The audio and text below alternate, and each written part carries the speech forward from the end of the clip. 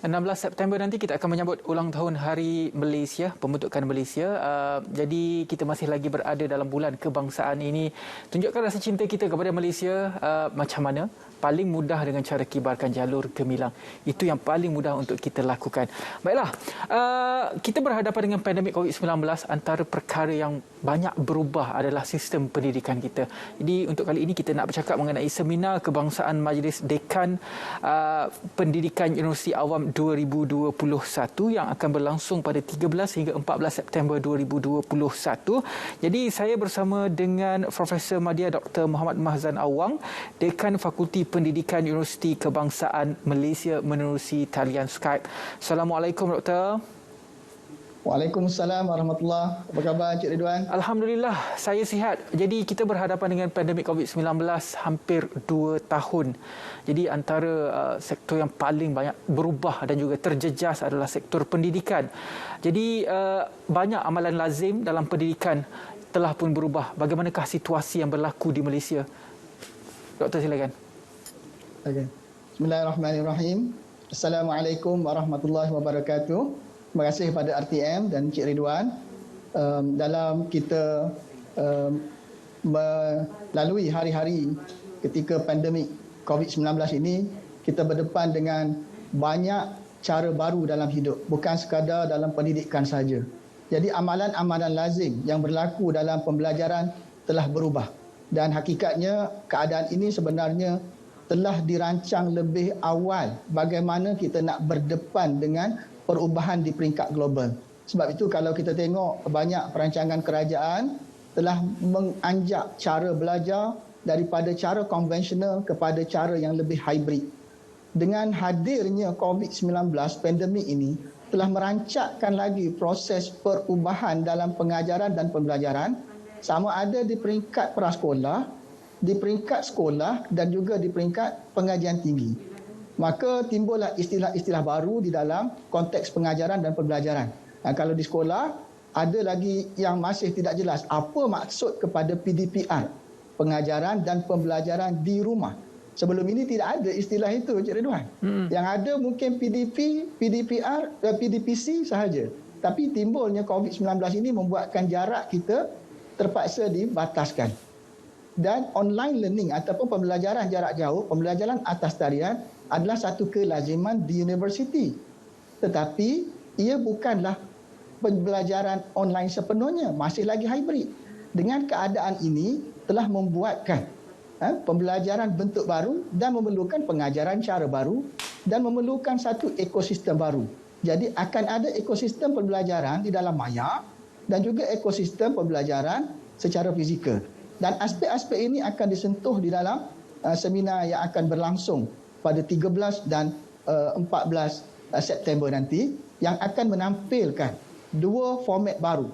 Format pertama adalah melibatkan persidangan meja bulat yang dihadiri oleh sekitar 50 tokoh daripada pelbagai bidang.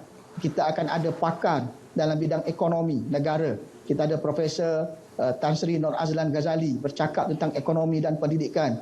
Kita ada pakar pembelajaran digital, Profesor Datuk Dr. Nur Razak. Kita ada pakar dan juga tokoh politik dan juga tokoh sosial, tokoh hebat seperti Tan Sri Profesor Ajung, Tan Sri Dr. Abdul Aziz Rahman. Dan kita ada ramai lagi tokoh-tokoh kita gabungkan di dalam 5 subtema ini, yang kemudiannya kita akan bukukan insya-Allah bersama dengan Majlis Dekan 13 Universiti Awam. Dan kelima-lima subtema ini akan dikendalikan oleh dekan-dekan pendidikan Universiti Awam di Malaysia. So itu yang akan berlaku secara umum dulu, Cik Ridwan, berkaitan dengan situasi kita nak mengolah apa sebenarnya yang memerlukan perubahan di dalam konteks baru ini. Bermakna akan ada resepi baru dalam sistem pendidikan kita ke? Berkemungkinan begitu? Ya. Okay, InsyaAllah. Kita cuba teroka sama-sama. InsyaAllah. Jadi sejauh manakah kalau kita bercakap mengenai kemahiran dan juga resepi baru ini, daripada dulu sehingga sekarang, kemahiran baru ini sangat penting. Lagi-lagi untuk melahirkan guru dan juga pendidik yang kompeten, yang telah pun diberi penekanan dalam pendidikan kurikulum di universiti. Bagaimana keperluan untuk mereka ini ada skill ataupun kemahiran untuk diterapkan dalam sistem pendidikan kita? Itu soalan yang bagus, Encik Ridwan. Dalam keadaan sekarang, ada dua mode ataupun situasi yang kita depani. Sama ada kita berada di dalam survival mode ataupun kita berada di dalam sustain mode. Sustainability ataupun kelestarian ini merupakan satu konsep yang telah diperkenalkan oleh United Nations berkaitan dengan matlamat pembangunan lestari, SDG, iaitu Sustainable Development Goals. So kita ada dua mode, sama ada mode survival ataupun mode lestari ataupun mode sustainability. Jadi sustainability ini perlu dirancang. Kita perlu merancang, kita perlu mengurus, kita perlu memimpin perubahan itu dan kita perlu meneliti apa yang berlaku pada masa lampau dan apa yang berlaku pada masa sekarang dan apa projection, apakah ramalan kita pada masa hadapan. Dengan keadaan itu, kita mampu menjadikan kelestarian pendidikan akan lebih positif. Sekiranya kita tidak merancang perkara ini, kita akan berada di dalam survival mode. Tuan-tuan semua, para pendengar, penonton sekalian, kita lihat sekarang apabila keadaan pandemik yang berlaku di seluruh dunia telah memecahkan dua kumpulan utama. Sama ada survival mode ataupun sustainability punya kumpulan. Kumpulan yang berada dalam survival mode ini, kalau kita lihat pada peringkat awalnya, mereka berdepan dengan capaian internet, masalah gadget, masalah kemahiran untuk menggunakan teknologi-teknologi aplikasi. Jadi survival mode ini perlu kita kurangkan. Yang kita perlu besarkan adalah macam mana nak sustainkan pendidikan ini. Sekarang pendidikan banyak berbentuk hybrid yang melibatkan teknologi-teknologi atas talian. Jadi dua keadaan ini memerlukan kemahiran yang berbeza. Bagi kumpulan yang berada di dalam survival mode, mereka memerlukan kemahiran segera bagi membolehkan mereka tidak tertinggal. Para pendengar dan para penonton sekalian, kita lihat kumpulan survival ini kadang-kadang mempunyai kaitan dengan keupayaan ekonomi mereka untuk memiliki gadget-gadget yang menyokong pembelajarannya. Jadi perkara ini perlu diberi perhatian di dalam pelan pemulihan pendidikan negara. Yang kedua, kumpulan sustainability. Kebanyakan kumpulan sustainability ini kumpulan yang hampir dengan teknologi yang kemungkinan besar majoritinya berada di sekitar bandar yang mana infrastruktur IT-nya lebih baik. Jadi apabila dua kumpulan ini tidak dipantau, tidak dibantu, mereka akan berdepan dengan masalah.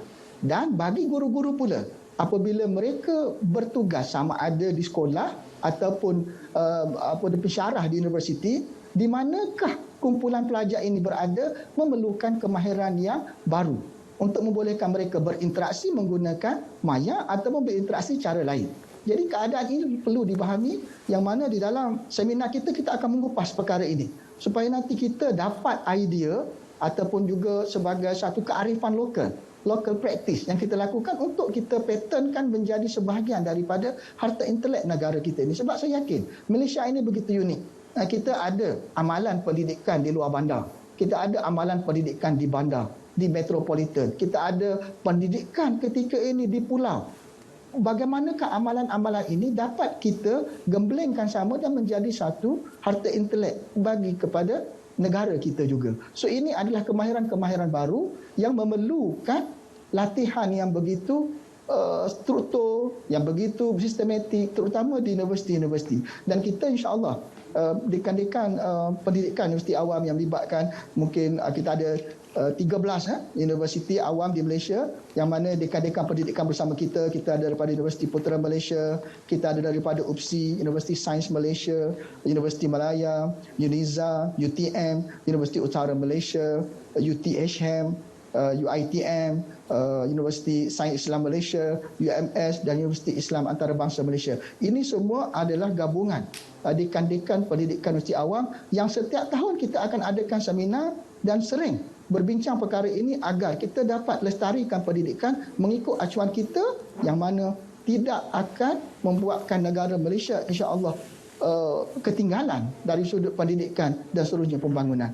Itu saja dulu untuk berkaitan dengan perkara ini, Encik Ridwan. Ada satu lagi soalan ni, Doktor. Sejauh manakah budaya pembelajaran masa kini yang kita hadapi sekarang dalam pandemik COVID-19 ini memberi impak kepada kelestarian pendidikan masa hadapan? Kata kuncinya di sini adalah kelestarian pendidikan masa hadapan. Ya, terima kasih, Encik Ridwan. Kelestarian ini perlu difahami dahulu. Yang paling mudah kita nak memahami kelestarian ini, are we ready? Adakah kita bersedia mentally, psychologically, physically? Adakah kita bersedia sama ada sebagai pengikut ataupun pemimpin? Dan saya lihat pemimpin negara selalu bercakap supaya kita memimpin kepada perubahan. Tetapi untuk memimpin perubahan, kita kena bersedia, semua sekali kena bersedia. Termasuklah juga pembelajaran. Pembelajaran ada kaitan dengan pengajaran. Macam mana pembelajaran nak berubah sekiranya pengajaran tidak berubah?